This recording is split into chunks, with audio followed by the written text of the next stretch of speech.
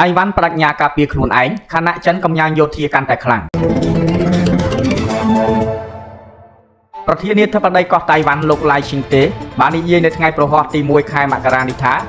ไต้หวันปรัชญากาเปียทัพไตยเพียระบอกล้วนนั่งจมรนวิสัยกาเปียจีดระบอกล้วนเอาการแต่ครั้งประชมมุกนังการด่าสัมพีดได้แจกแต่การล้างระบบจันบรรตัวปีตีกรองเปกังบานบรรจบการเวอร์ซอมยุทธ์ตรงตีทงโยงตามการดอกสรองปรมีนปีตีเนียเงียรอยเตอร์ประเทศนี้ทัพไตไต้หวันบานิเยในขนมสันตระกถาชนำทำไมได้สายเจงปีการยาลายประเทศนี้ทัพไตในตีกรองไตเปะธาสหกรมอันตรជាតិកំពុងមើលថាតើប្រជាជនតៃវ៉ាន់មានដំណោះស្រាយដើម្បីការពារខ្លួនដែរឬទេ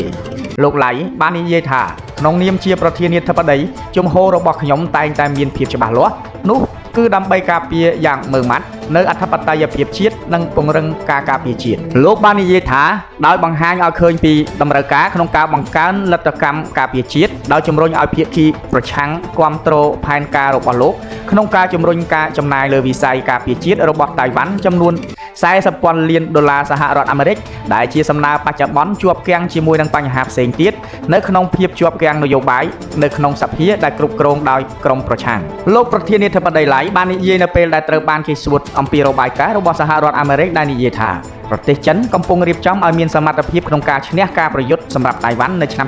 2027ថាតើប្រទេសចិនអាចសម្រេចបាននៅគោលដៅរបស់ខ្លួនតាមកាលវិភាគនោះដែរឬទេលោកបាននិយាយថាឆ្នាំខាងមុខនេះ2026នឹងក្លាយទៅជាឆ្នាំដ៏សំខាន់សម្រាប់តៃវ៉ាន់ដោយបន្ថែមថាតៃវ៉ាន់ត្រូវតែ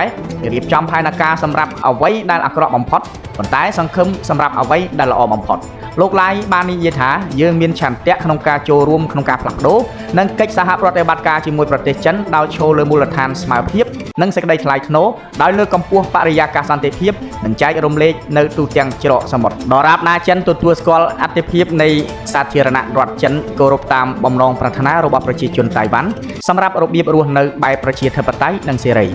មហាអំណាចចិនតែងតែទាមទារគ្រប់គ្រងតៃវ៉ាន់តាមបែបប្រជាធិបតេយ្យជាទឹកដីរបស់ខ្លួនហើយខ្លួនមិនបានច្រានចោលការប្រើកម្លាំងដើម្បីយកវាទៅក្រោមការគ្រប់គ្រងរបស់ចិននោះទេតៃវ៉ាន់បដិសេធការអះអាងរបស់ចិន